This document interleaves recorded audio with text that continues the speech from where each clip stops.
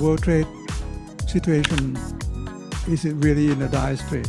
And another abnormal year for trade. The trade will shrink and not grow, and might shrink by 0.2% or even more than that. This is the age of not just normal discontent, it's just the age of massive discontent.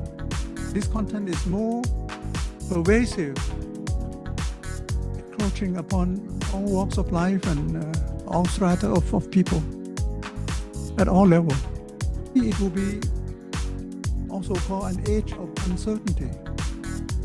Report called Trade and Development Foresights 2025. This is in spring 2025.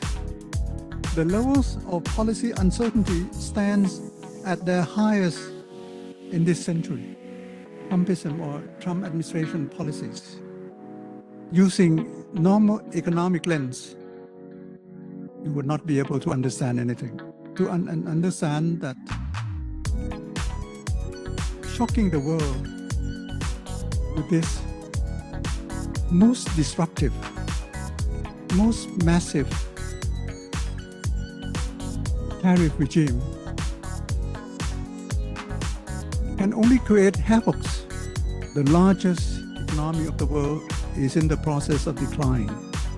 The rest, but Asia in particular, is rising. With China in the lead, Japan, India, Southeast Asia, Central Asia. This is a fight to maintain the level of hegemony that a country like US used to be in the position of. This is what the historian call the fight against the Thucydides trap. The Thucydides trap. The trap that capture the incumbent power in a tie, blind him and not let him see that this is a time to let go and time to let other people to come up and share, not to overrule you or rule over you, but to share in the leadership and partnership of the global community.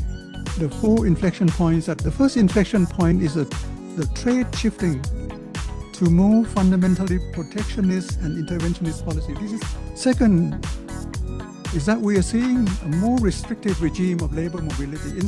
Number three, we are seeing a host of conflicts rocking global security system, and the potential conflict in Asia.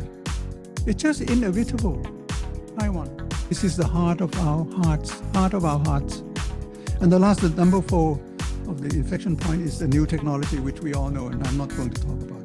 UNCTAD presented some solutions. I have disagreement, but I have my own reservation. For example, trend of prudent macroeconomic policies and the accumulation of foreign currency reserve by emerging market economies have been insufficient to immunize them against systemic risks inherent in financial globalization.